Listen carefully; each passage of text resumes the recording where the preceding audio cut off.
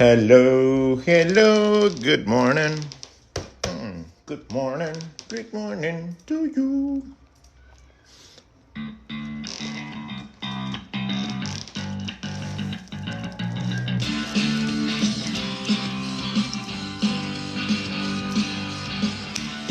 Hello, everybody. My name is Rodgon. I am an artist. I'm a drawing and art teacher, I guess, now. So, hi. I'm here to give you guys free art lessons. Woohoo!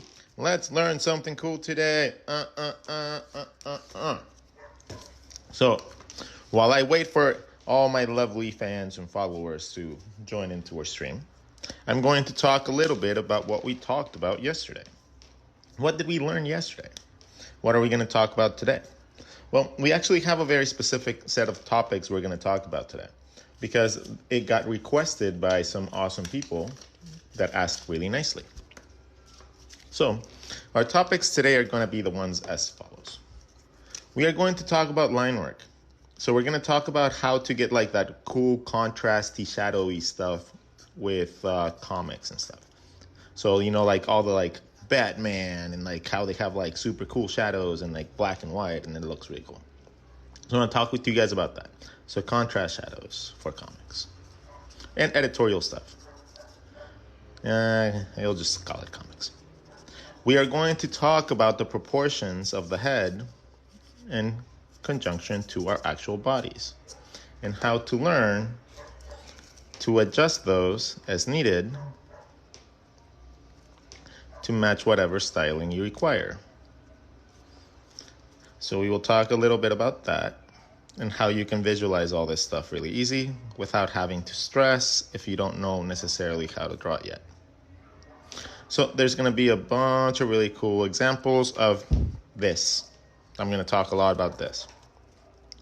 And then we're going to do like little cool shadows on top of these guys to like complement it. Like, yeah, look at me, I am moody. And I have shadows underneath everything.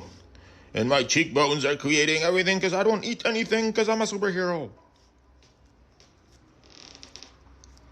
Rodgon is awesome teacher. This is some of the same stuff I learned when I was an animator at Disney. Are you serious? Could I have you write a statement saying that? Like, could I get you to like write that in like a nice cool thing and like send it over to me and like so I can put it in my books and I would love you forever and I'll send you free books and everything? If you did work for Disney and that actually is a true statement, I will be more than happy to make it up to you if you actually wrote a nice review for me. Hello, after 12 hours, back again. Yeah, I have no self-control when it comes down to actually like doing this. So we're going to be talking a little bit about proportions, what happens when you make proportions different, what happens when you change them up so that you have like, like more space, less space. How do you come up with body space for the characters you want to do? And we're going to talk a little bit about all that stuff too. So we're going to talk a bunch of cool things today. So if you guys do not know, the only cost this whole class is going to have is just liking and sharing the stream. Honestly, the only reason that I ask you guys to do this is because I want to get more people involved. So if you guys want to do me a favor, like, share the stream. For my super dedicated, like, awesome people that like to help, can you guys just repeat this over the rest of the stream? Like, have people just ask people to do that for me because I don't like distracting people, especially if we're going to save these for prosperity. Right? I don't want to have to, like, say this throughout the whole stream. So if you guys can help me, I'll be awesome. If not, that's fine too. Don't worry. So we're going to be talking about the power of drawing a cylinder. But we're not going to just draw a normal cylinder. We're going to be doing a cylinder that's going to map out our entire heads. So this is going to be essentially how you proportion your head to your torso. Okay? This is how you're going to proportion your head to how wide you want your torso to be. You're going to find this in a very simple way which is going to give you a standard shape that you can use to map out in other perspectives. Something as simple as, I don't know, something we repeatedly draw every single day can be a very powerful tool in learning how to manipulate our body parts.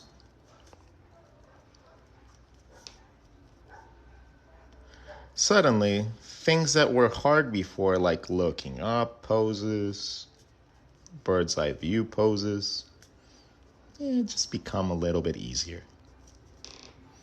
By simply drawing this simple shape that I can memorize and draw over and over again. So now let's see if we wanted to change this. Let's say now that we know that the neck area can essentially come out from something along the kin of an eye, what are we actually drawing? So if this is our eye shape that we draw for that part, well, this is really cool because this shape right here, this is going to be the width of your neck. And it's normally going to be the width of your head as well. Your head is not very far, much wider than your actual ears.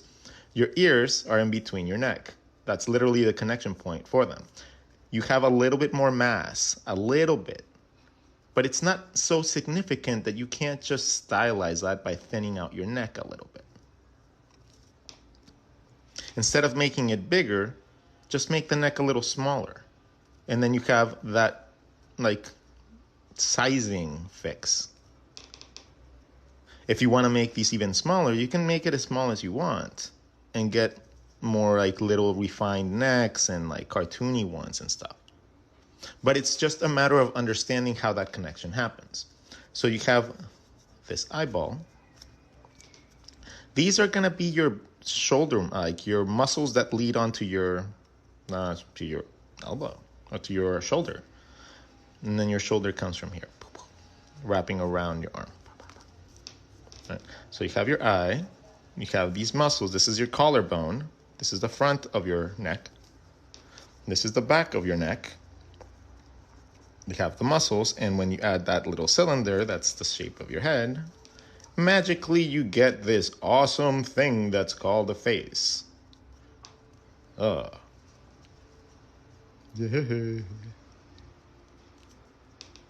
Right? So that is, like, to me, that was so much easier to learn how to draw like that than drawing with a ball or a sphere. Like, I straight up don't draw heads with balls anymore. Like, this whole weekend, I've just been playing around with the concept of not even drawing a sphere, just drawing a cylinder connected to an eyeball. And then that is so much easier for me to be able to use with accurate character design proportions than a sphere ever was. It's just intuitive for me. So I don't think I'm going to be drawing my heads as spheres anymore. I think I got to the point where I can visualize better outside of seeing things like that other people have taught me. So now it's like, okay, cylinder, eyeball, and then let's say I want a little I don't know, let's do the pinup girl or something. Gonna make my jaw, gonna make my little round head, big forehead, give her some little cute pin-uppy eyes, little smile, little nose. And then this is too big for this, right? So now at this is the standard. So now that I have this, now I can tell, okay, this neck is way too big. Let's make this neck smaller. It's still going to connect to the ears, so it has to curve in order to get to the ears. So we still have to connect it to that same body part. So now it's smaller. I have my shoulder smaller, and then my rib cage is smaller too. Oh yeah, because this gives you your rib cage. I didn't say that, huh? So this gives you your rib cage and the positioning for your arms perfectly, absolutely perfectly. So you don't have to worry about the spacing that comes in between your arms and any of that stuff anymore, because that gives it to you. So let's talk about that. How is this even stronger of a guideline? Okay, well, we have our eye. Doo-dee-doo-dee-doo.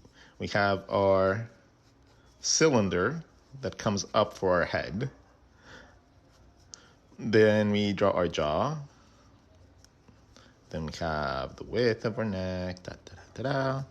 Then I stylize this any way I want. If I don't want it to be this big, burly neck, I can always curve it to get a slenderer neck that's still that same proportions. Or I can just make this shape a little smaller so I can match whatever shape I need. Okay, so you stylize after you set your initial mannequin because that's the easiest way to learn. Like eventually you won't even do that. You'll just like draw the cylinder and draw a thinner cylinder and then you'll just be like, okay, cool. Right? So you won't even think about that later. But at first you need to think about it because you need to adjust depending on what you want to create.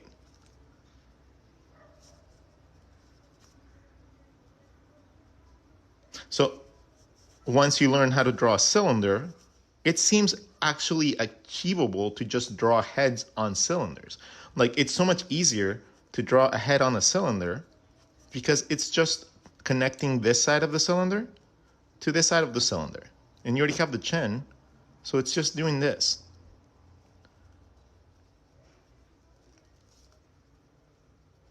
And you already have the neck, so you don't have to worry about where the neck is gonna go. It's already there. And if you want to like rotate this up or down, all you got to do is take the middle part of the cylinder and then just shift the like ears up and down here.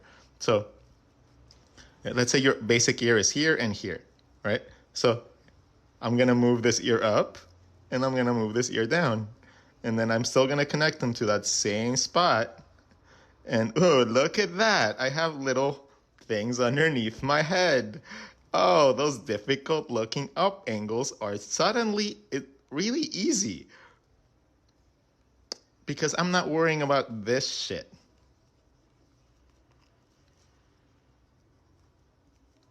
And how you do this part, like this area right here is such a pain in these methods of drawing. Like it's such a pain in the ass. So you can always just draw the same thing, right? Like once you learn this, you can apply that to an actual sphere. But it's so much easier to just start off with a cylinder and then add that part to it. Like it's just easier. And the face is relatively round from the front part and the back part. And the only part that's really flat is the side. So eventually you'll be drawing this. You'll be drawing a cylinder with two slightly sliced off sections for the sides. So that more complex shape will eventually lead to you understanding how to map out your features a little bit better. And you'll have the top, and you'll have the roundness, and you'll have everything that you need. And you'll also have the neck, because you'll already have the neck, and you'll have the shoulders.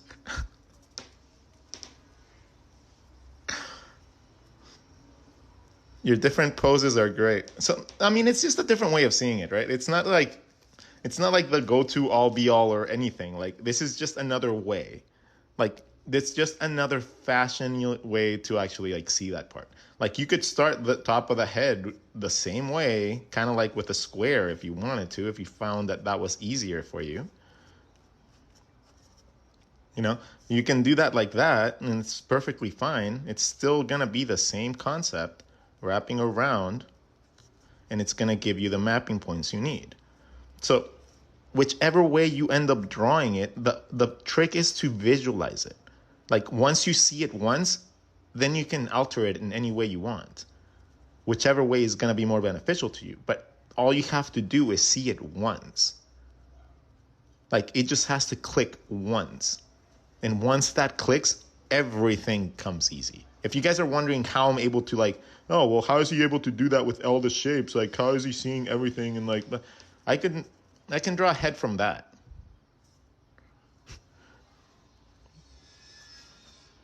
You know, I am so knowledgeable in the manipulation of shapes that I can draw absolutely anything from pretty much anything and make it look appealing. That is the power of cartooning. So whenever anybody tells me that they think that cartooning is like a children's like form of art, like then I just draw them doing silly things and then like make fun of them because they're doing that.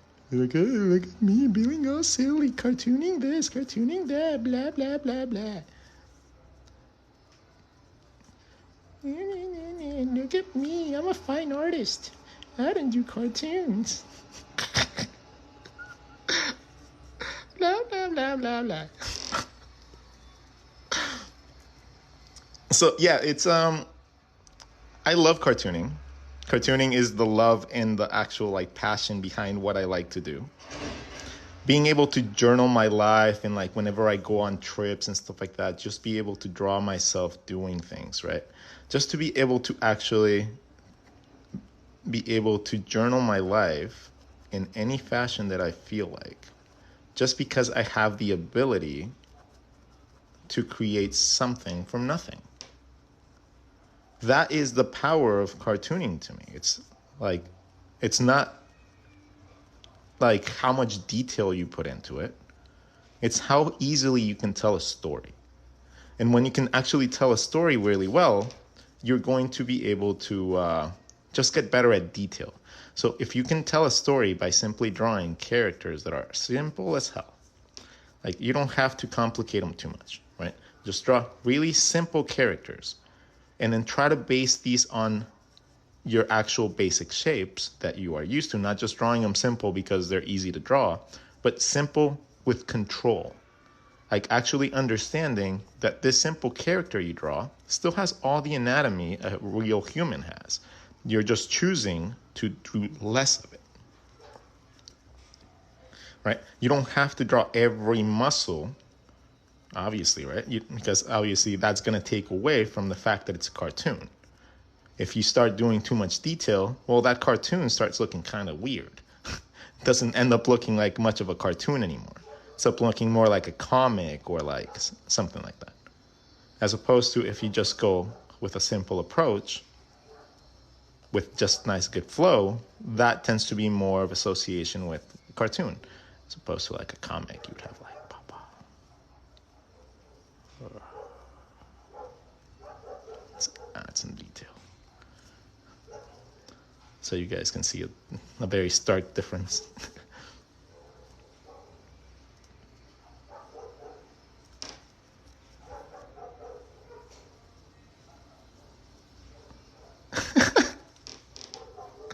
See?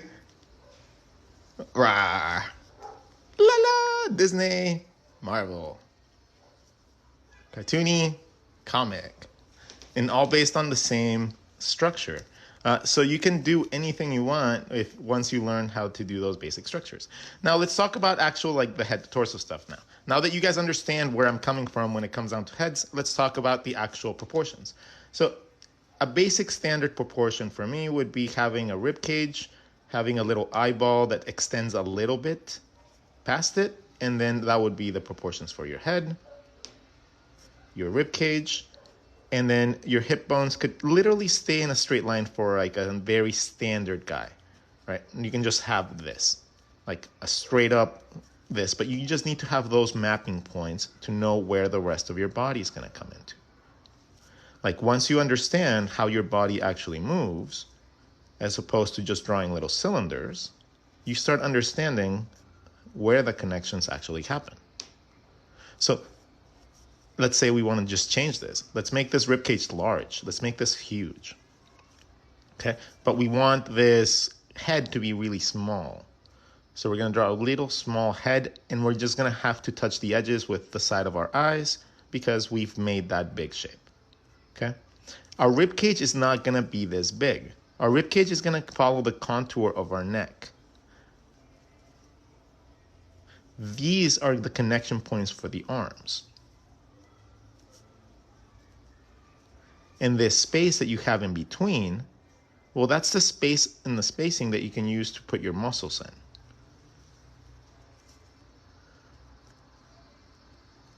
But as you go and you learn a little bit more about how the muscles work and how they connect and interlace, you'll start being able to draw really interesting things, really cool, without much effort either, because this is not hard. This is literally just okay, let me give you guys an idea of how we see detail. Okay, at least how I see detail, because this is how I grow in detail in any specific space.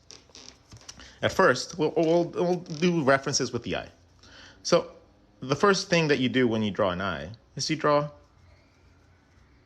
dot eyes, line eyes, happy eyes, right? The first thing that you learn how to draw as an eye is just a simple line. If you tell a person, hey man, like draw an eye, you're not going to draw this because you don't know how to draw this at first, right? You're not going to know how to draw something with detail because you don't even know what this is. So at first, the first thing you know is that you have something in your face that represents an eyeball, and that is it. The next stage is when you start drawing things like almonds and like little circles, and you start adding dots inside, right? That is the next stage. We identify that our eye is something along the lines of like a little oval or like a little circle. You know, we start seeing that little shape to it. We still don't know what the fuck like eyebrows and stuff like that are, but we just know that it's this shape. A lot of us stay at this stage. We don't really go past this. We just learn how to stylize this better. We learn how to like make these darker and like add little lines, and now I have a style. Like, we don't get past this stage, so that's why it's really hard for us to draw things from different views, right? Drawing an eyeball from the side, drawing an eyeball from the front is not a hard thing to do. It's just that you learned bad. You learned in the wrong order. You went from step 0 or step 1 to step 10. Like, you jumped a lot of things along the way. So let me fill you in on what you missed so that you guys don't have to ever think about that again. Okay? So once you get to this stage, that's really cool. You make an acknowledgement that an eyeball is some sort of shape like this. Cool. Then the next stage after this normally comes into detail, but that is not what you should be doing. From here should come knowledge. Ta-da! This is where all that information that people tell you about looking into perspective comes into play in your anatomy. Well, what is an eye? If you really think it through, what is an eye? What is the entirety of the eye? Not what you see, the entirety of the eye. The entirety of the eye is an ocular organ that has a spherical shape to it, right? That is what the eye is. Now, how much of that actual body part do we see? It's not much. We normally see about the front third of it, but we like to maybe, like in the art and cartooning and stuff, we like to split it in half because it's easy in half. Okay, so you about see half. So you can put a little dot about half the way. You can split it with a circle, whatever you feel like doing to split that in half. So you're only going to see this front part.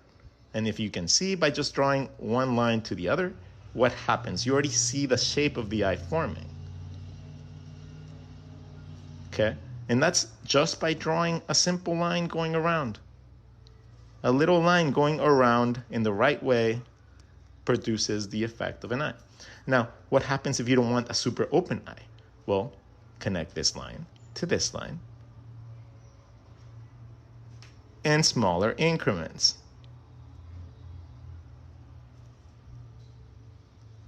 So just by connecting two dots in a sphere going around it, you have an actual eyeball. Now, the styling is going to come from moving this dot front or back, What the hell does that mean, Rod? Well, if you make this dot move forward in the sphere, let's say you don't want it in the half point, you move it forward, well, that eye becomes a lot smaller as opposed to somebody moving that eyeball this way or keeping it in the middle, which would create a bigger eye. And let's keep that same middle part the same size.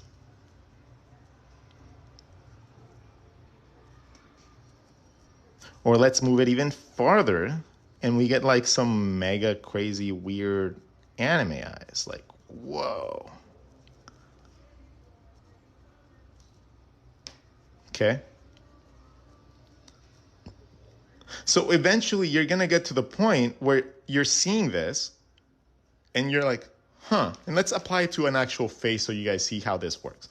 So if you have your space, find where your nose is first as a triangle.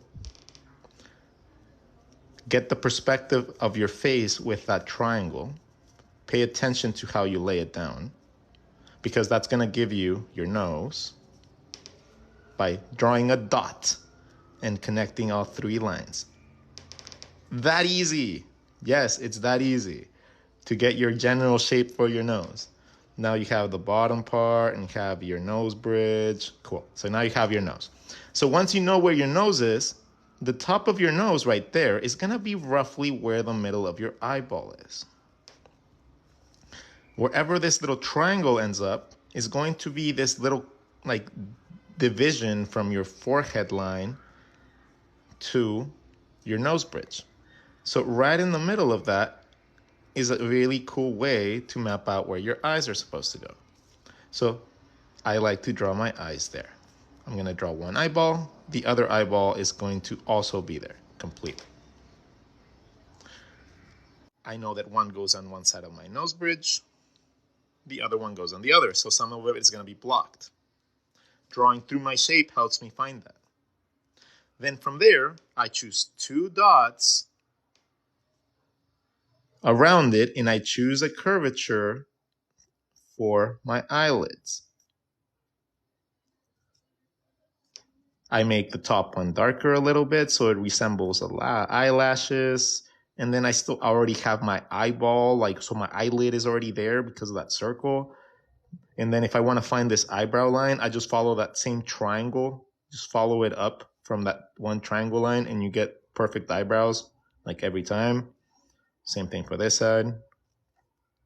If you follow that triangle down, you make a teardrop and you come up with the jaw and where your mouth is supposed to go and everything really easy. And then from there, you can come up with your mask that wraps around where your cheekbones are and connect that and come up with the rest of the face really easy. So, yeah. So that's the eye.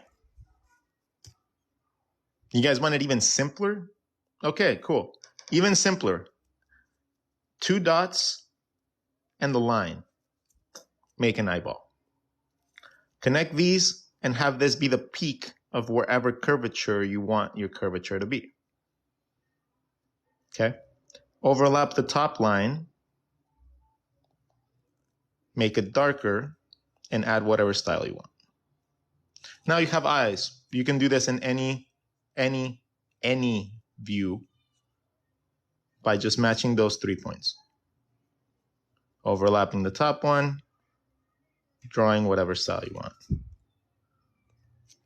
That's an easy way to do it.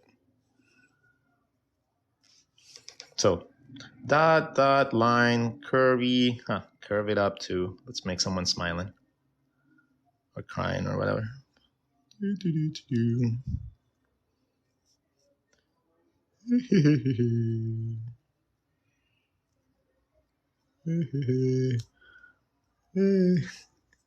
Someone really happy. Yay!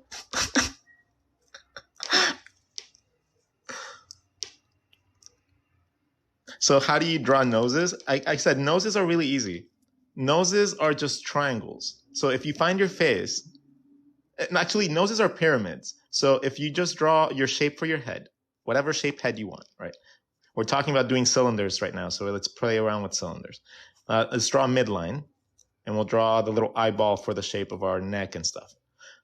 If I wanted to draw a really cool nose, all I need to do is draw a triangle and then draw a dot, however far I want my nose to be, and I can connect all three lines. This gives me the bottom, it gives you my nose bridge, and then I can stylize this any way that I feel like, once I already have that perspective. So let me walk you through how my brain would actually do this. I would think of the triangle, a dot. If I want my nose up, I draw the dot up, so my nose goes up. If I want my nose in the middle, I draw that in the middle. If I want it down, I just draw it down.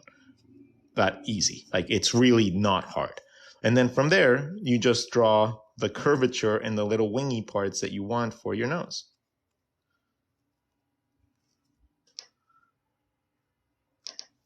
That's it. It's really that easy. Triangle, dot, connect, stylize.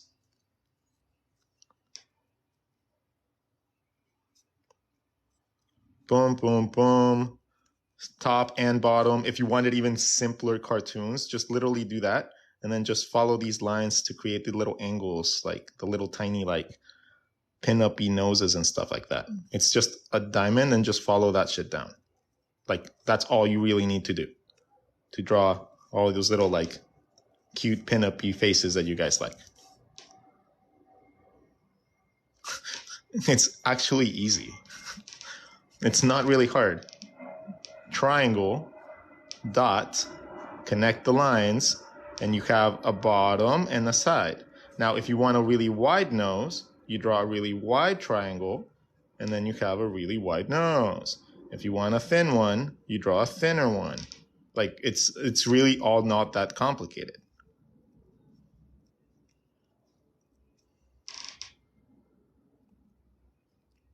You're confused? What's confusing you?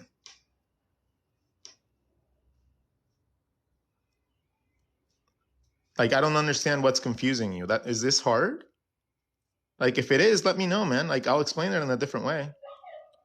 Like, that's what I do.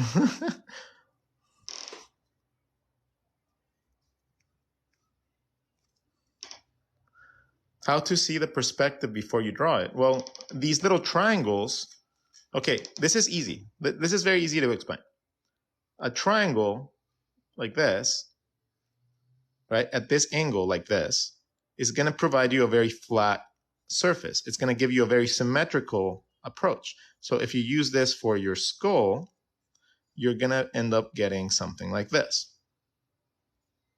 right? So if you follow these lines naturally, you're going to end up with pretty much everything you require in order to draw a character. You're going to be able to have all your mapping points and everything you require from your chin to your jaw just by drawing that triangle right. So now it's on top of this, and that's just by crisscrossing it and just actually like understanding your anatomy a little bit. You can use this to create anything from animals to humans. Anything with a skull can be used and drawn like this. All you got to do is modify the shapes. If you want something like a bear or a dog, I don't know, whatever you want to, you can draw it just exactly the same. The thing is, it's very strong and very powerful tool to understand how to manipulate perspective in just simple shapes and having an imagination. Because if somebody sees a cylinder, right? If I show you this cylinder, what do you see when you see this, right? Draw this in your style right now. Draw this in your style, okay? So take a cylinder right now and draw it in your sketchbook or notepad or whatever you're using right now. And I want you to take something like this, and I'm going to give you guys like maybe like 20 seconds while I take a sip of coffee. So once I take a sip of coffee, I'm going to come back and you guys let me know what you did. And I'm going to show you what I visualize when I see this, okay? So I'm going to give it a couple seconds to do that. I'm going to take a sip of water because I've been talking for like 30 minutes or so, and then take a sip of coffee. Come on, go ahead. Do your exercise.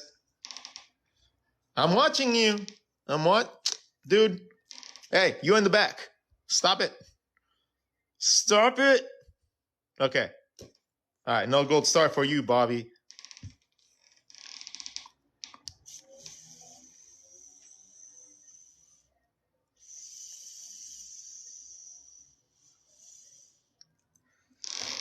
Ah, sweet coffee. Anyways, so let's go back to this, right? So what I visualize, like a lot of people will see, like, I don't know. I have no idea. If you guys want to show me what you guys drew, please show me and tag me on Instagram. What I visualize when I see this is literally an entire head system. Like I'm visualizing so many lines and so many angles, and they're all based and connected to each other.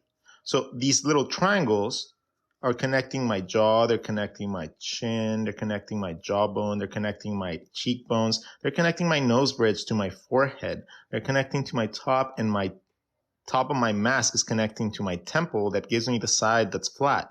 From here to here, these are muscles. So these create a little bit of volume. And then I have my bone that wraps around here and comes back down underneath my cheekbone.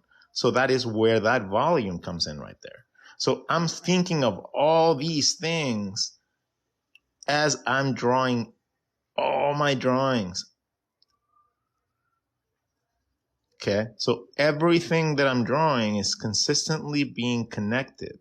I'm not drawing lines without a purpose. I don't add lines for shadows that I don't know how they work.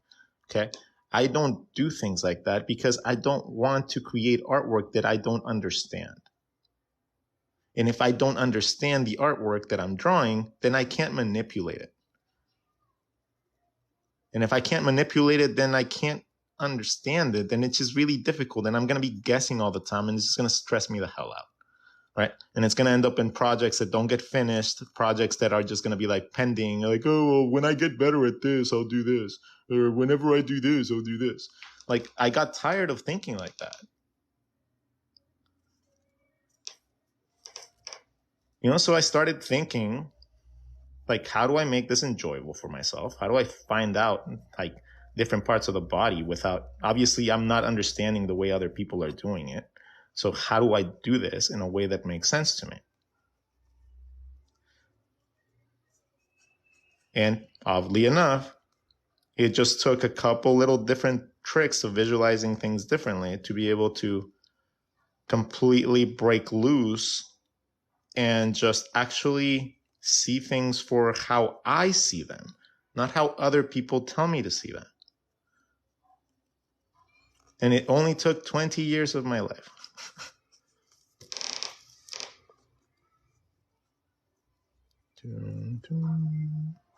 Let's try it like that.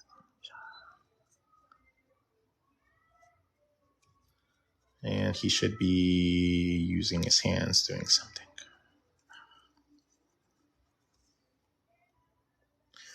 What about dragon? Okay, let's just draw some random doodles for now and actually use these things with the things that you guys suggest. So how about we want to draw a dragon, but we want to draw it with volume, and we're going to use these techniques. Okay, so we're going to draw, first we're going to draw a big shape, which is going to be the core of the dragon, the body of the dragon. We're going to draw a rib cage by drawing a circle inside of our circle and finding a little mapping point. Let's do it up here. So I'm going to create myself a little rib cage. Now, dragons also have collarbones, but they're not normally positioned in the same place. So we're going to position the collarbone right at the front right here. And that's going to make our little eye shape that we draw. Now, dragons have their wings in the back. So that little eye shape, instead of going down here, would go backwards. So that's what would lead to the arms, aka the wings. This part comes out like a laser beam, and it just creates the entirety of the volume for the head.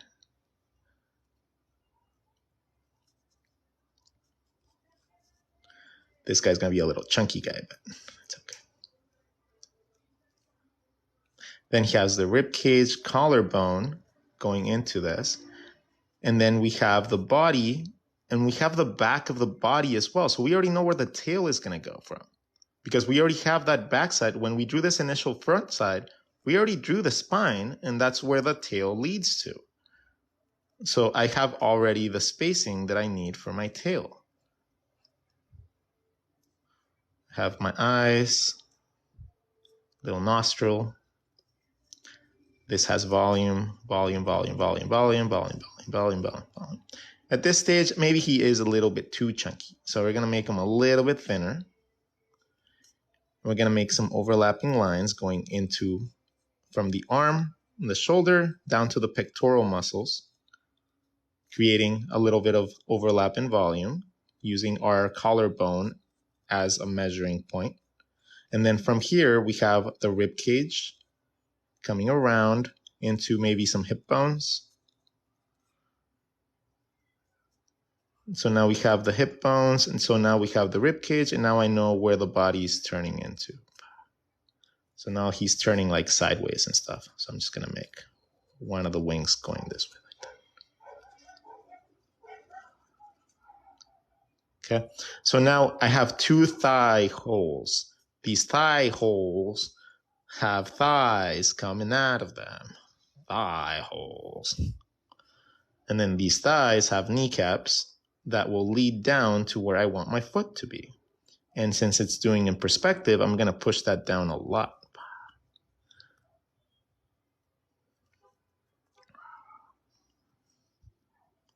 So now we have some wings, and we have a dragon. Looks like he's like taking off or something from the ground. I'll have his buddies right here like, I love you, dragon.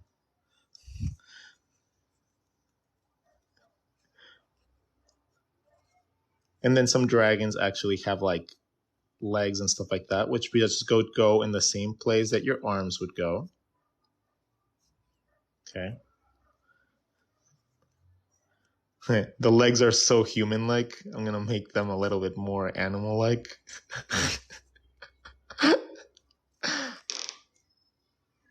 And then we'll darken this back part just to like give it more of a flair. All right, so let's draw one more dragon because dragons are cute. Let's make this space fill with dragons. We'll have the body. We're going to have the eyeball at the top to determine where the head is going to start coming out from. We'll just make a shape. I don't even know what that shape's going to be right now. We're just going to make that into the head though. And we're going to make this into like the tail and stuff. So we're just going to draw the flow lines right now. Like this is the space it needs to fill. So let's fill it and then figure out how to make that work.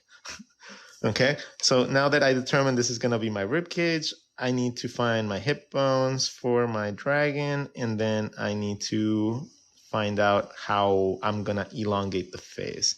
So I like the face going this way. I'm going to make him have like super awesome epic teeth. Maybe a little overbite. This is the rib cage. That's the neck. So that's my neck going into that. Let's draw some really awesome eyes over here. I just went to the zoo yesterday, so I have like some awesome like references from crocodiles and alligators and fresh in my brain. So it's like so cool. Like to be able to just put that knowledge that you like learn to the test. Like, it's so fucking awesome.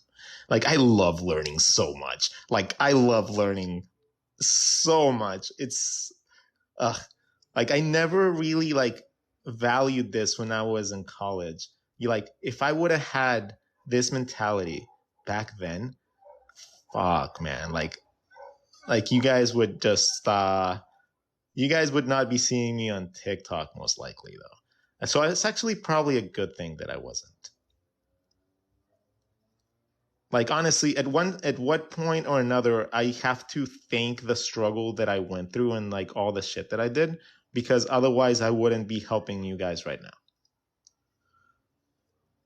And then a lot more people would struggle.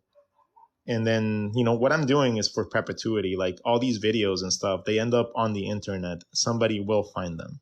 So if somebody is willing to actually learn and want to actually proceed, they will find it, because I probably would have. because I scoured the internet for everything that I could do that I could actually afford. So there's yeah, so it's a good thing that I actually went through all that shit. Like at the end of the day, I can't really complain too much.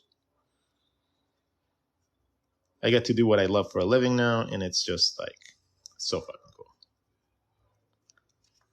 And I get to teach everybody around the world. That's the coolest part right there. And then we draw a person for scale. Look at how big he is now. Draw some wings.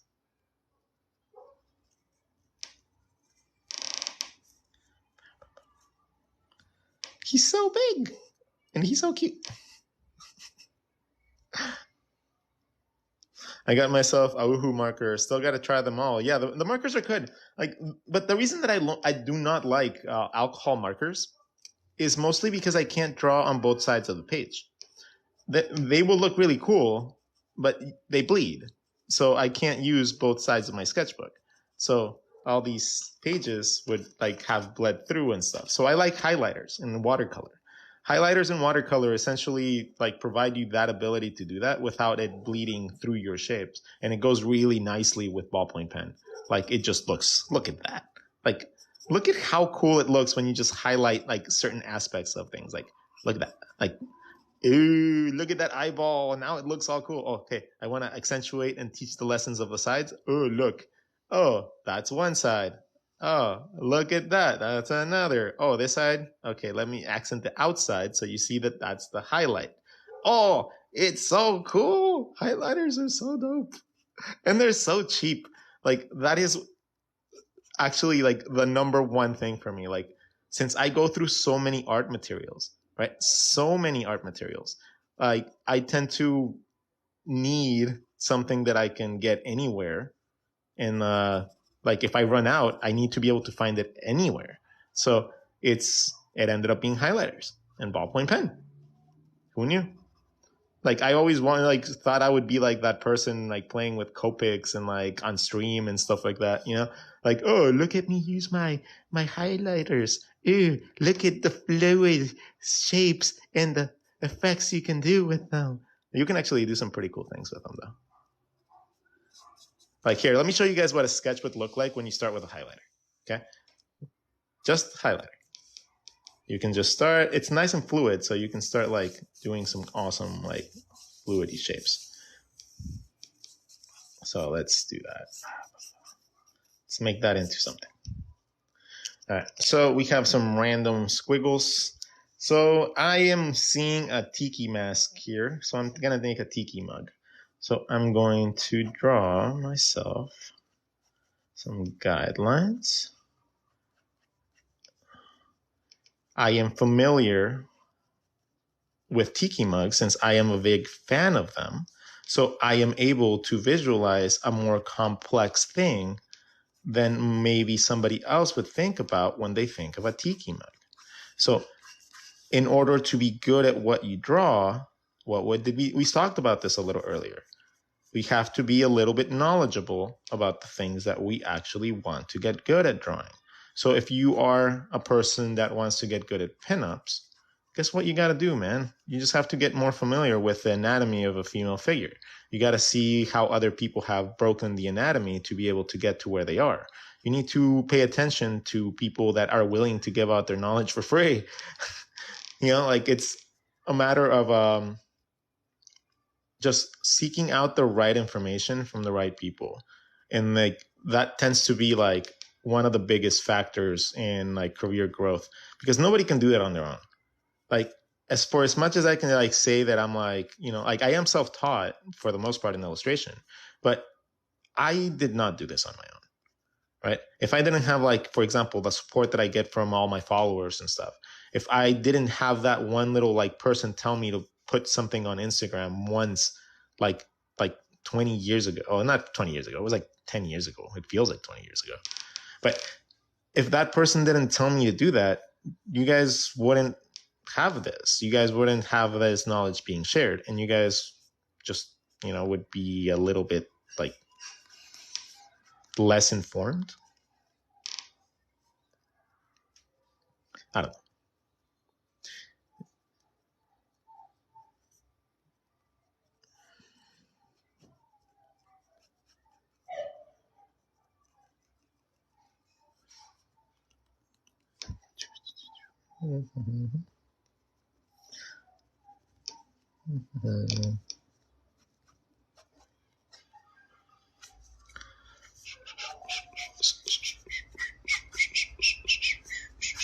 Let's see, what should we draw on the top? Should we draw like a lemon slice?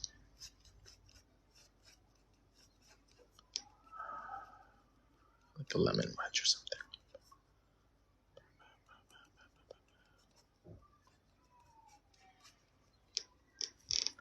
A little umbrella, of course.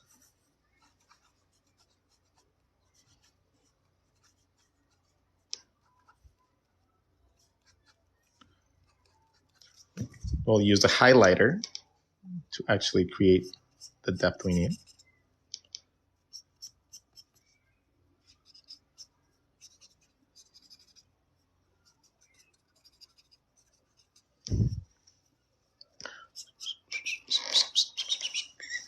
And then all this should probably color, but let's go into like strategic shadows.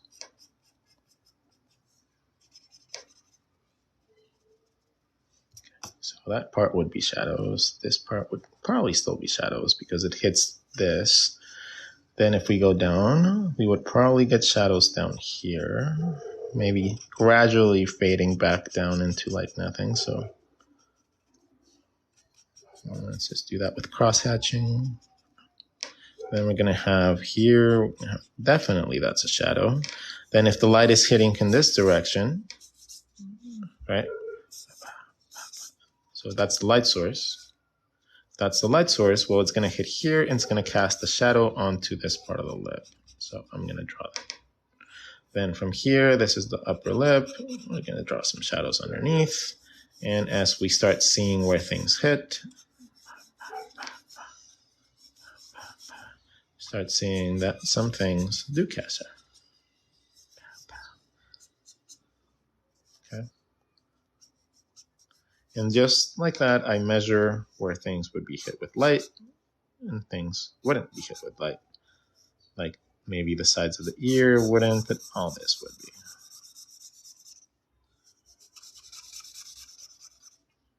Maybe the top right here would not. I want to give it a little bit of, like leave a little bit of white to create like a glaze looking effect, like a little glass.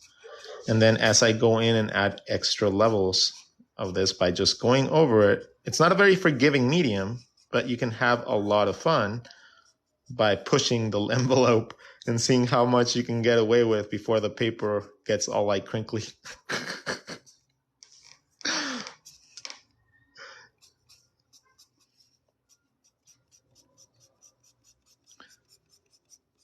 Yeah, so highlighter is a very, very cool tool. And I absolutely love drawing with it. It's a very awesome medium. Like it's just, it gives you so much like coverage. And normally it gives you like decent colors too. But you just have to learn how to manipulate it so you don't end up drawing through your paper.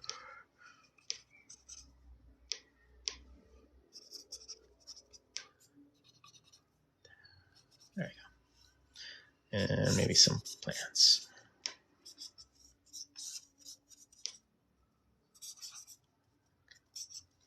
Some dots on the ground. A little bit of detail with the ballpoint pen, just to direct the eye to what I need to have be seen. And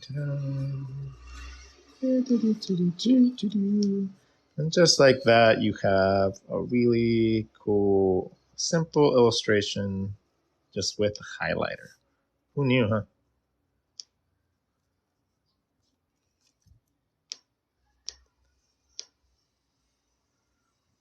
Dude, let's do another one. Let's draw, I don't know, let's draw a cute little pinup. I like pinups. So I like doing little flowy lines for pinups. Like I just like flowy lines. So I just draw, like whenever I'm drawing, I honestly, 99% of the time, my drawings start like this. And it's just little flows and like angles. And I eventually start finding the body parts as I need within those.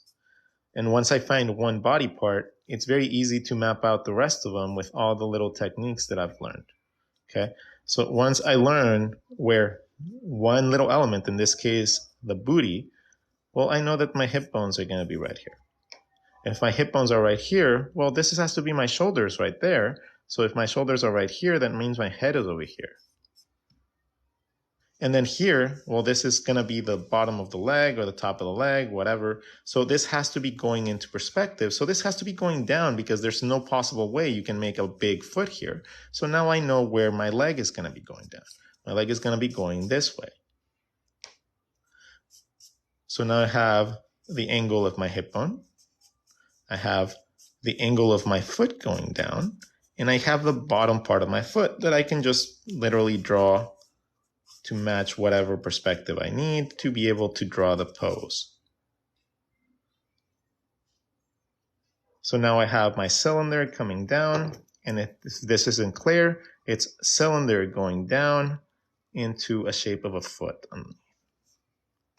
Right? So I just use very basic perspective to even draw through my shape and find out where my other foot would be. Even if it's a weird pose like this. I have an overlapping shape right here, but I know that my muscles in my back, they tuck into my rib cage in the back, right? So they have to tuck inside my rib cage, and then you get the overlap on the side. So once I understand that, then all these parts come into play and they make sense. From here, I know that going up my rib cage, I'm going to have my collarbone in the front, and then at the back, I'm going to have my seventh vertebrae, or the top part of my rib cage, as a mapping point. Why this? Well, this separates your neck muscles that are actually like this. So once I find this and I find the size of the eyeball that I want to draw, well, now I know exactly how wide my head is going to be from the back.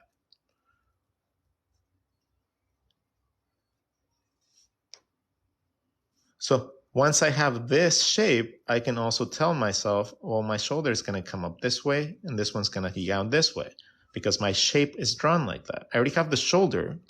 That looks like a cool shoulder, so I'm going to use that line as my shoulder and then work my other shapes around it to make it be a shoulder.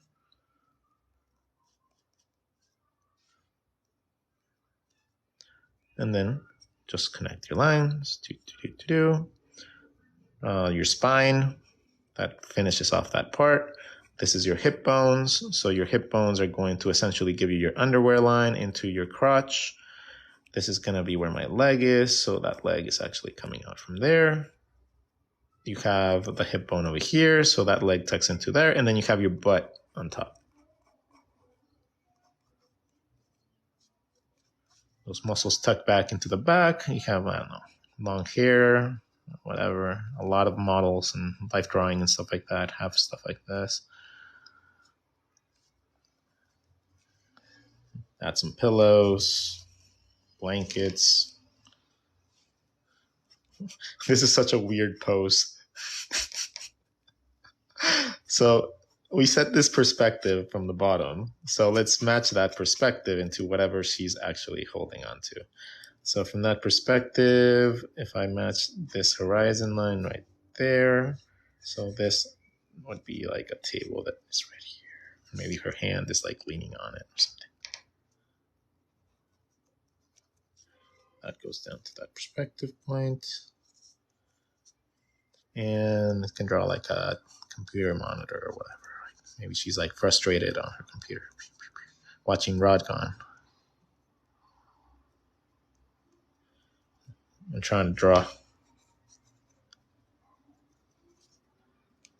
That same vanishing point would give me the ability to draw things in the background right here.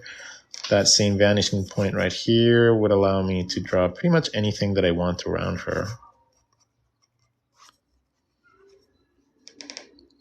And that's how you literally build a scene from nothing.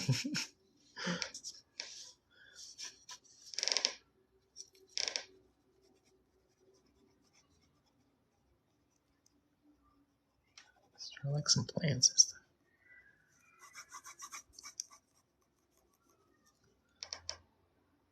Or it could be a giant lady in a city.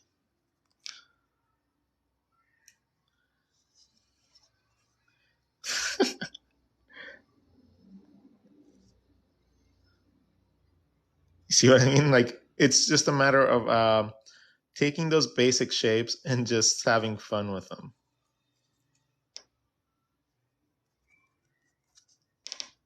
Eventually, you just start seeing things as basic shapes. Everything ends up having volume. Everything ends up coming together because you start seeing all these little lines. Like, this is essentially what you end up seeing after a while. And then from there, all you got to do is add your imagination and a little perspective, and you can draw absolutely anything you feel like.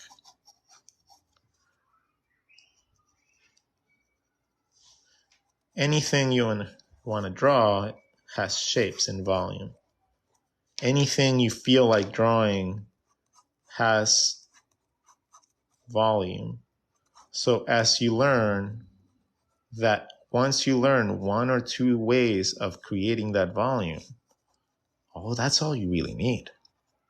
You just need to learn how to apply your imagination to that. And you're good.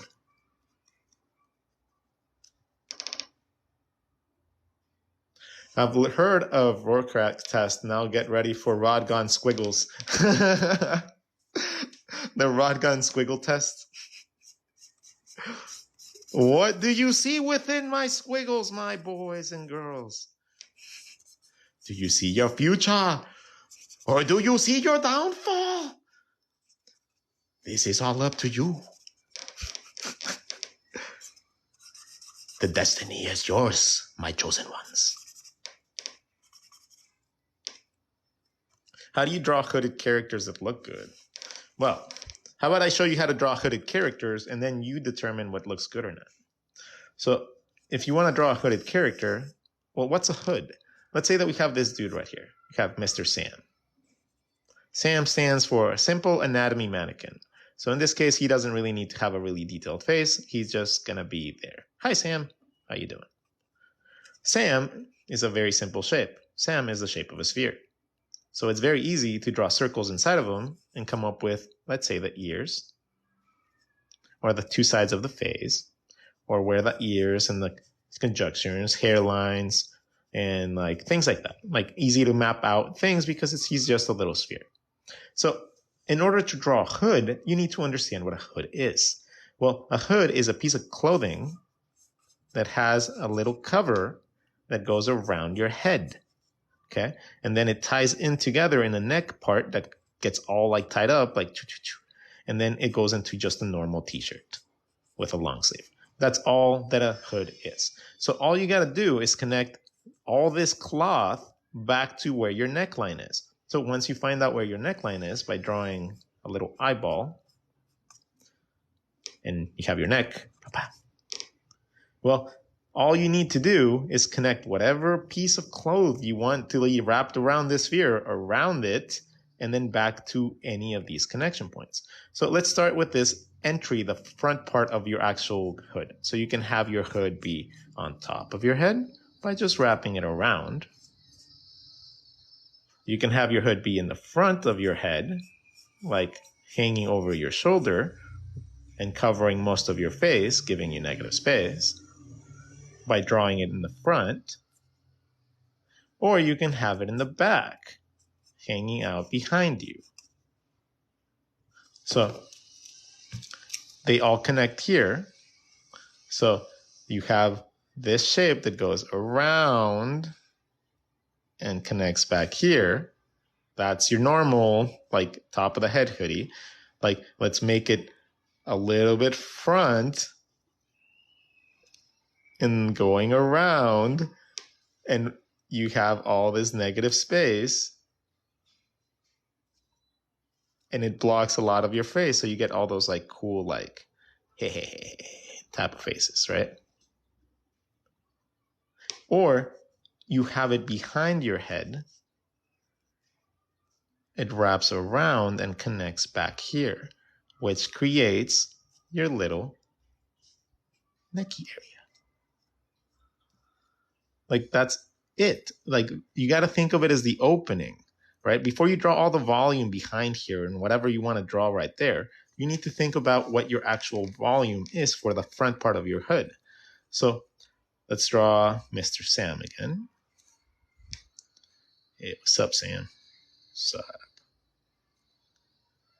So the ears will normally not play a big role in it, but you still need volume for them. So if we have this initial shape right here, let's just connect everything to this front part. We're going to draw a hood that goes around our ears back to that place. However down in our head we want it, and we're going to connect it back there. Okay? So now we have the inside, like if you pull these together, like the little hood things, this would get smaller. Okay? This is the area in the front of the hoodie that normally gets smaller when you pull on these like heartstring things. And then you draw the volume on the back, however big you want it. Normally it's just going to sit on top of your actual skull. But that is how you draw hoodies. You draw the circle inside first, and then you draw the outside. And then if you're really cool, you give it little animal parts to it.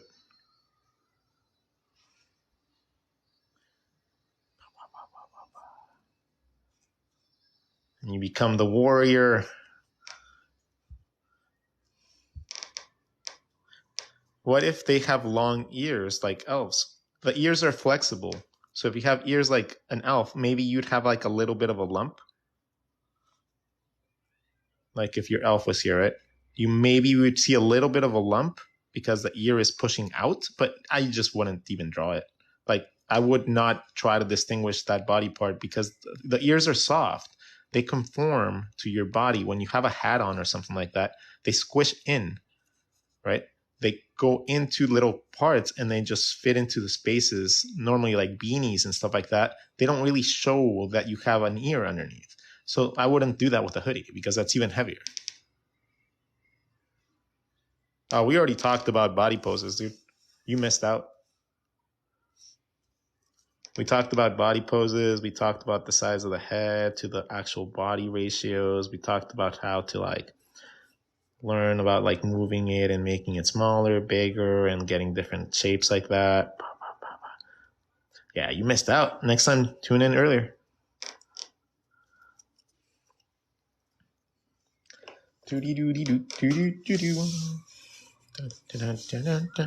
I'm live every day.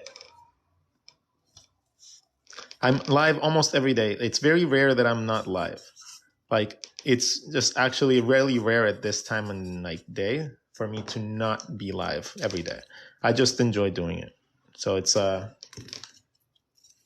I've gotten to the point where I just enjoy being here because it's just like therapeutic and I learn a lot myself. Like I learn a lot without really having to do much other than try to explain what I really already know. So once I know that, it's very fun to try to like push the envelope and try to teach it, right? Like trying to teach it is the hard part.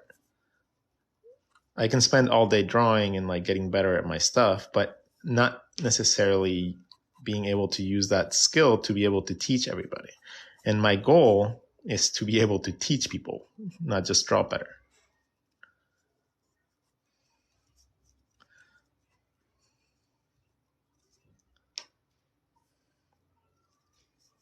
And I want you guys to eventually be able to do what you want, just like I do.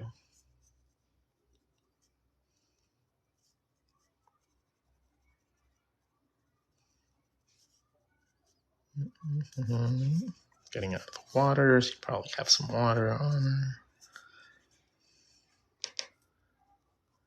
There you go. Any tips to start selling art? Yeah, do digital art. Don't do traditional art. It's really hard to make any money by trying to sell your original sketches.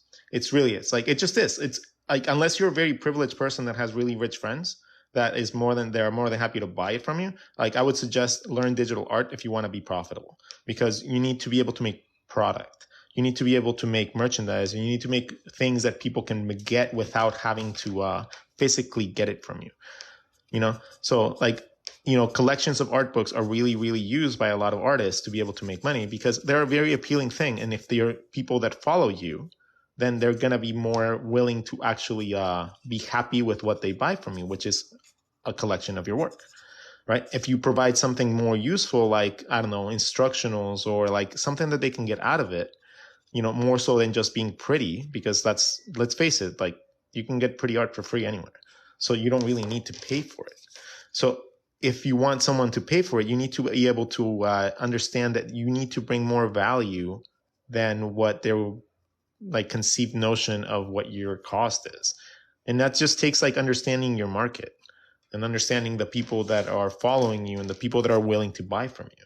And if you are actually able to take all those things into consideration, well, then you're going to be able to actually start being more profitable in your endeavors.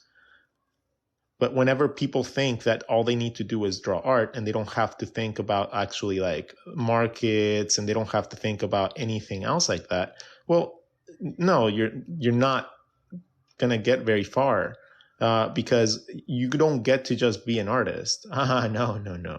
You have to be a marketer. If you want to be self-employed, especially, you got to be like your own ad agency. You need to be your own fan club. You need to be your own social media. You need to be your own writer. You need to be your own scripter. You be like a person that keeps up to date on everything from your day-to-day life. Like everything is on you. You don't get a paycheck. That's the thing. Like, it's so easy to be an employee. It's so easy because all you do is work, show up, work, do competent in whatever they taught you, and then go home. That's it. Being an employee is easy. Being a self-employed person is a little harder, especially if your whatever you bring to the table isn't inherently valuable, which in this case, in this day and age, art in itself is not really necessarily valued all that high, right? Like we're seeing this from studios and stuff like that right now, like writers and like actors and singers and like musicians. Everybody is like in a situation where they wish that they got paid a little bit more because it's hard to fucking live on. So when you start learning how to do things, you need to go above what a person must have had to do about 20 years ago in my day and age, right? When I started doing this, it was different. It was just a little different.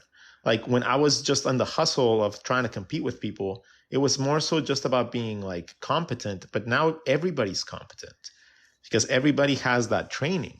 Now everybody has access to that knowledge.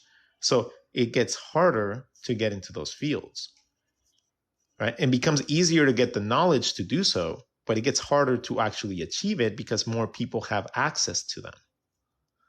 So if you're going to try to get into an art field, and if you do not want to be self-employed, prepare yourself to be the most employable person in the world, because you're going to need to be jumping around in order to have a consistent lifestyle.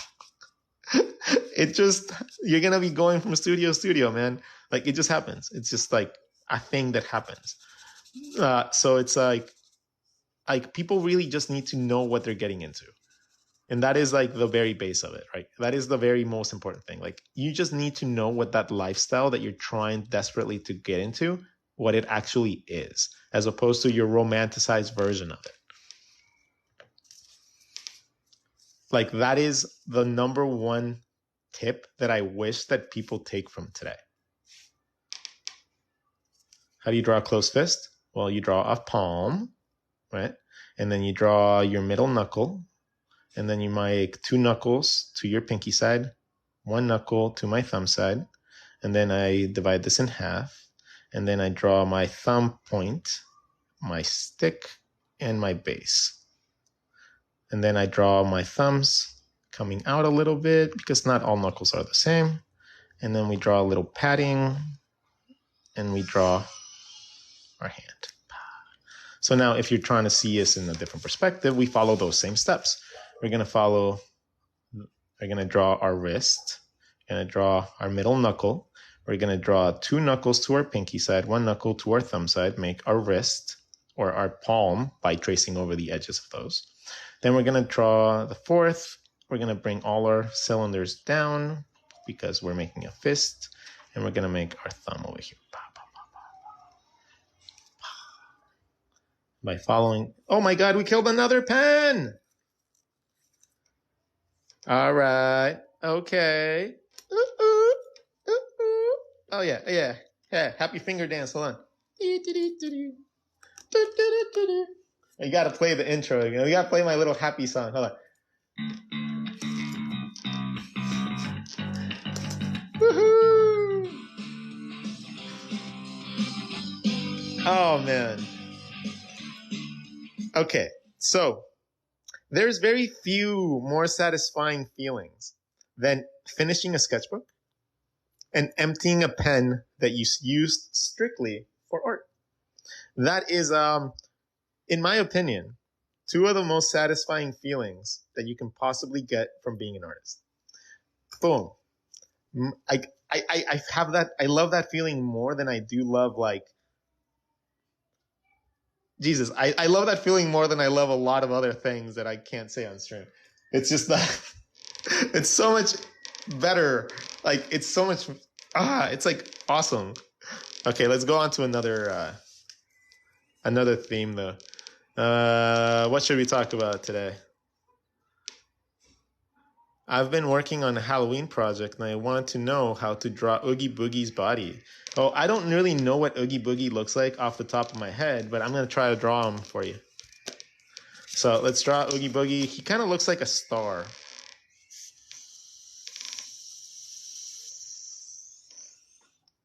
So he's like a potato sack, right? So Oogie Boogie is like a little triangle part at the top, and then he has like his like opening of his mouth, and it's all stitched together and stuff. And then he's like a potato sack. And he's all like ripped open, and he has like little worms and stuff like that coming out.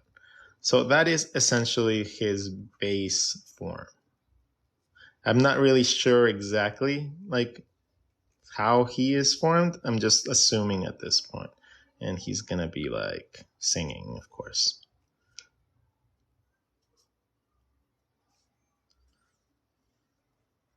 Let's angle his face a little more to give him a little more drama, because he is Mr. Oogie Boogie.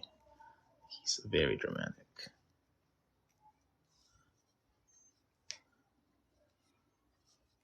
And then I know he has like a bunch of stitches and stuff like that. All right, so now I don't know what his eyes look like, but I'm going to make my own Oogie Boogie then. Fuck it.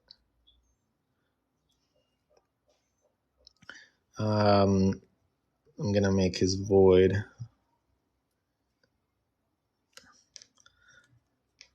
And let's see, let's give him some cheekbones. And then we'll have a forehead into his little tippy part. And then we'll have his shoulders going into his little hands. We'll give him a little bit of a nubby just to give him a little tiny indication of a hand. Like that little tiny nubby now just made it look like he's doing like jazz hands, right? And now it's like he's going like ta-da a little bit. By doing that a little bit, by just that little baby overlapping line, I can create that feeling. So that's on purpose. We come down to the bottom, we create some weight. We want them touching the ground, so I'm going to flatten the bottom parts of this a little bit. So now he's touching the ground. We're going to have his little leggies, his little overlaps of his little potato sack, his arm coming up, maybe one of those little worms poking out, little stitches. And I don't need to do that on this side because it's a very grand gesture with his hand. And then from here, what does his actual face look like? Does he have like big eyes? What the hell does Oogie Boogie's eyes look like? He doesn't have eyes. He has like voids. So I'm going to just draw like a void.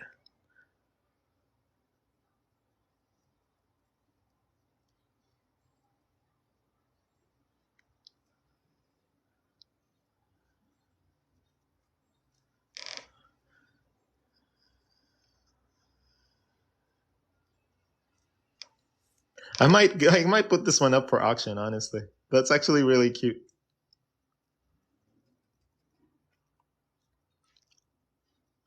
So give him a little bit more depth. And then we'll draw like jack in box and stuff like that. Like, I don't know exactly what type of stuff he has in the back, but he's like gonna get like some jack-o'-lanterns and stuff. He's gonna get what the Joker would get.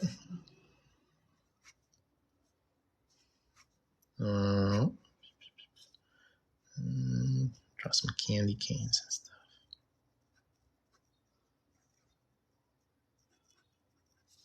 It's Halloween, right? This is Halloween, this is Halloween, Halloween, Halloween, Halloween, Halloween.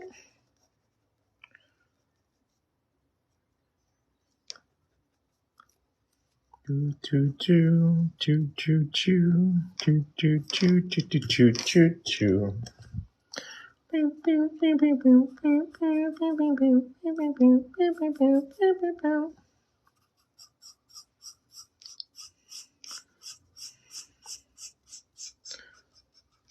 Boogie boogie.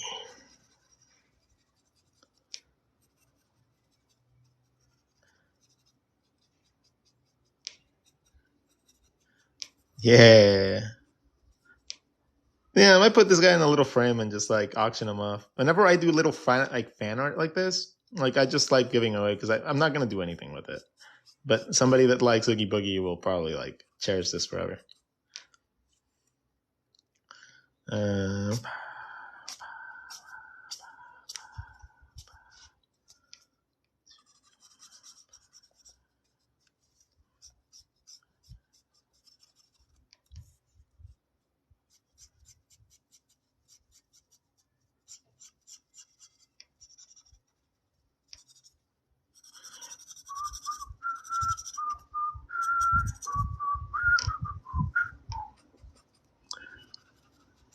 There you go. Oogie Boogie. So we'll set that guy aside and we will auction him off on Instagram. So let's put that guy aside. All right. So what else should we draw today? Did you use imaginary anatomy lines for this? Imaginary anatomy lines. What does that mean? What does an imaginary anatomy line mean? So I don't understand that concept because it just doesn't really make sense to me.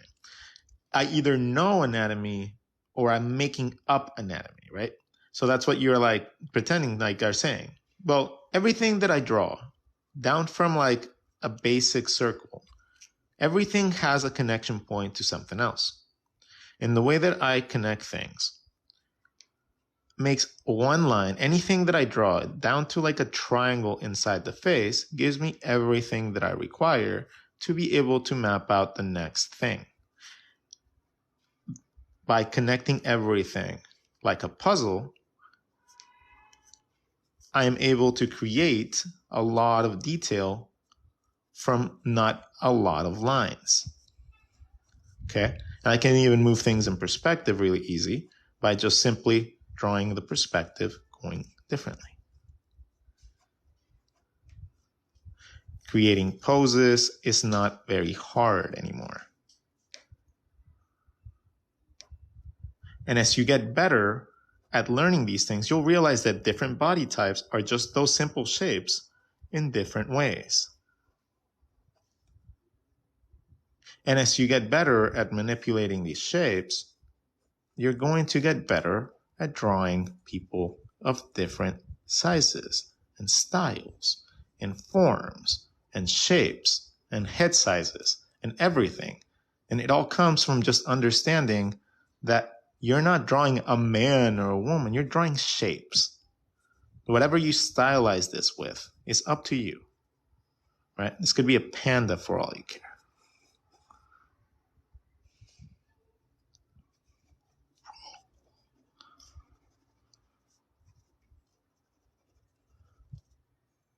You know, and maybe not, that's a really ugly panda. Let's draw a really pretty panda.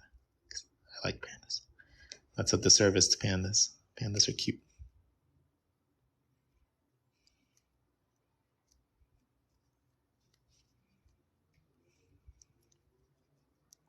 And I like how they hold their feet. And they're so cute. And they rock back and forth. Whee!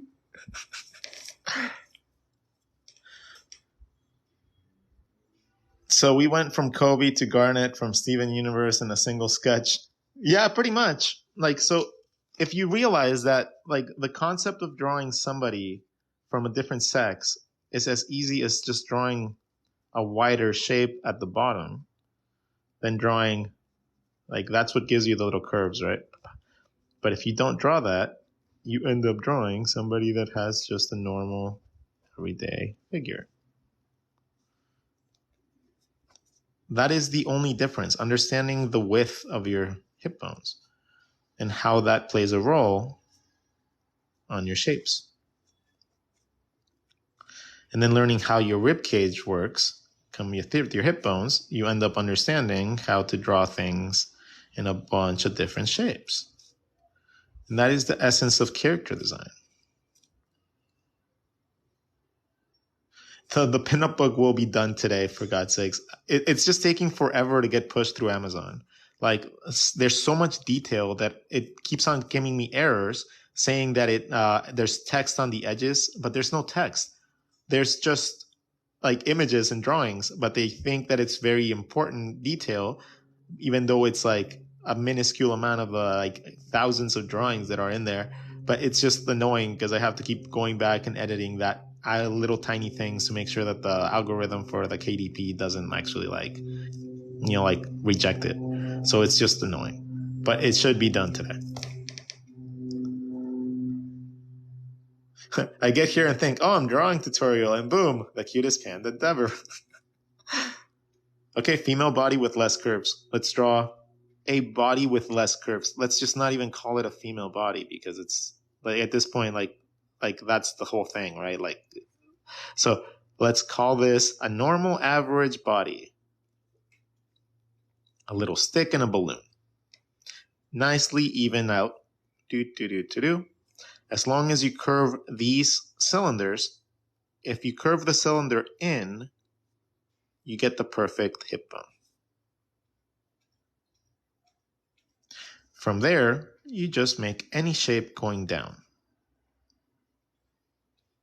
Draw your shape with perspective so you have the bottom of your foot immediately.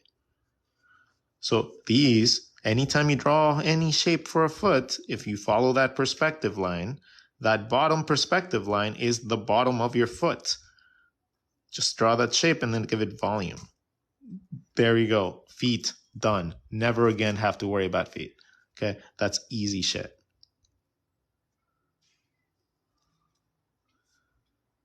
Feet in perspective. Oh, I want the foot differently. Okay, then draw that circle on the bottom to a different side, dude. Like, want it up? Okay, dude, draw it to the top. There you go.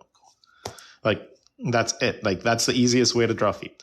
Cylinder, find that bottom part cylinder, that perspective. That's why perspective is important. Follow that up so you have the bottom of your foot, and then just give it volume. And you have feet. Oh, you want a different foot? Okay, change that circle. Now that you know how it's done, morph it, make it move differently, and see what happens to your feet. You end up with really cool feet.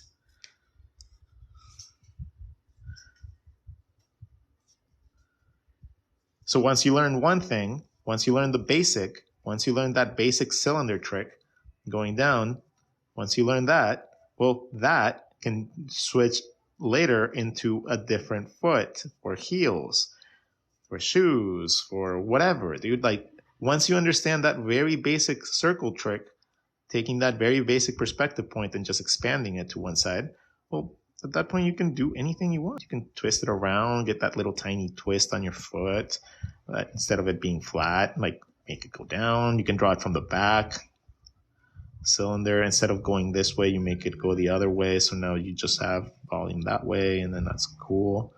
Now you know how to draw feet the other way. Ooh, it's so hard.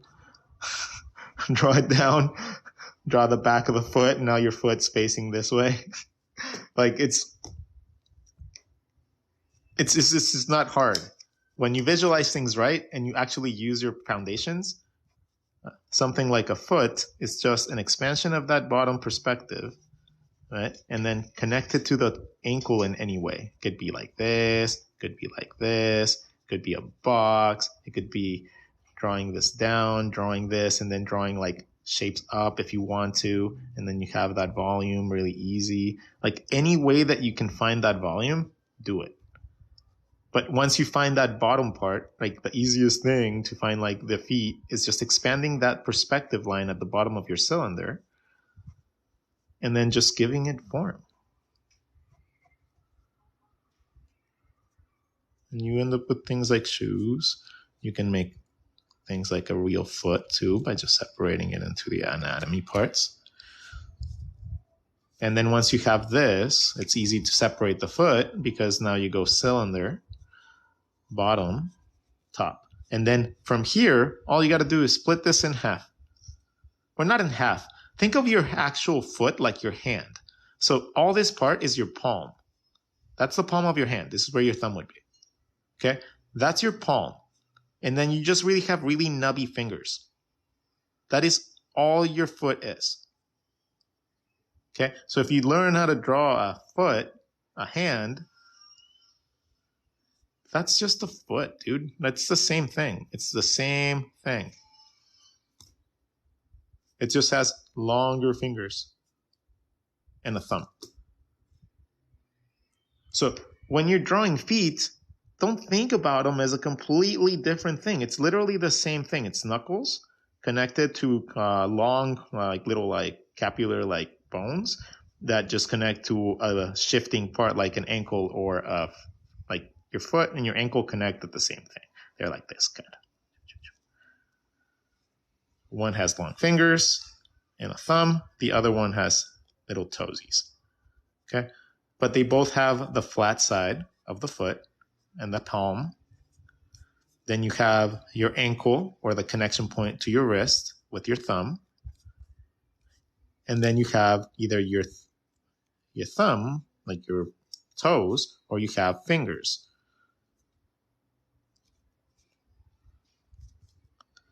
So if you start seeing things and correlating one body part to the other, and you stop seeing everything as a super complex shape. So if you can draw hands, you can draw feet. If you can draw rib cages, you can draw ankles and faces. Like here, if you guys want to draw, if you learn how to draw a rib cage, right? This little shape like this, by just learning how to draw this and knowing how that curves, you can just start putting things in this little hole. Like if you want it to be a face, just stuff your nose and your jaw in there. And then you have a face structure. Okay? Rib cage, nose, jaw, face structure. Really quickly. Like if that's like a really cool, easy way to learn how to use your cheekbones. Okay? So learning how to draw a rib cage teaches you also how to draw ankles.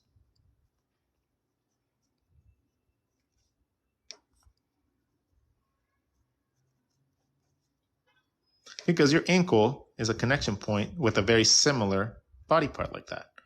And guess what? That's the same thing for wrists. How magically magical. Oh, everything seems to look very similar.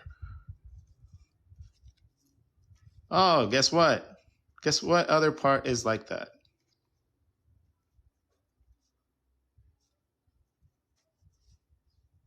Oh, you know that little complicated part where you have like your muscles wrapping around your bicep and all that shit? That becomes super easy when you think about it like this. So I think today I have given you guys more like anatomy tips than I have in a very long time. I'm going to go get some breakfast because I'm hungry, and it's a holiday. So I'm gonna go like and jump back on here in a couple hours. So I'm gonna play some League of Legends. I'm gonna drink some coffee. I'm gonna eat some food.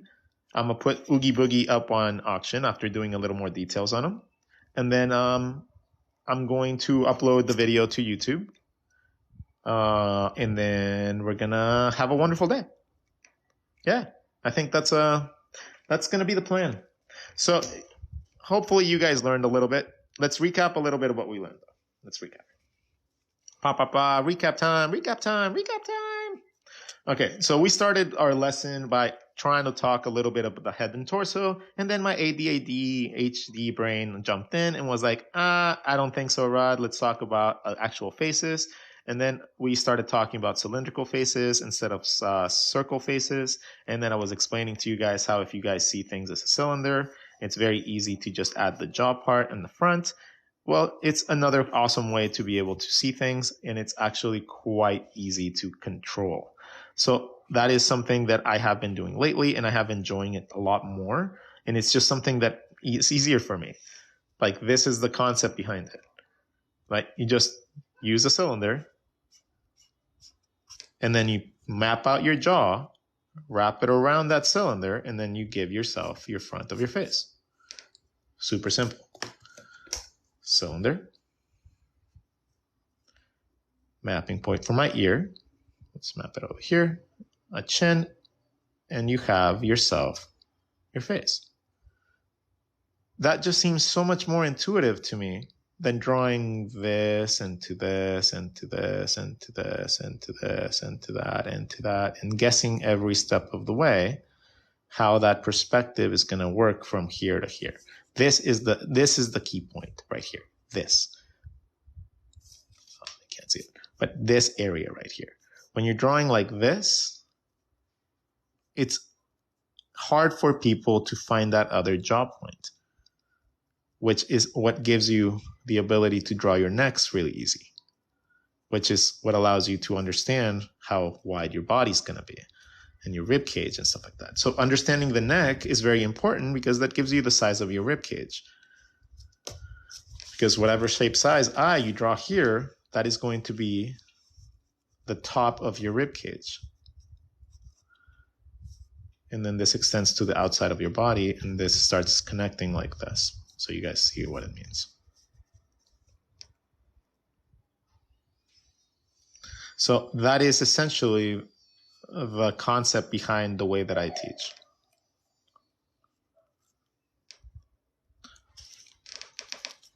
So thank you so much for everybody that was helpful and pointed everybody to the resources needed. Without you guys, a lot of people probably didn't learn a lot of lessons. So thank you so much. I will do something really nice for people. Like at one point, I'll have to figure out how to actually give back to you guys in a different way.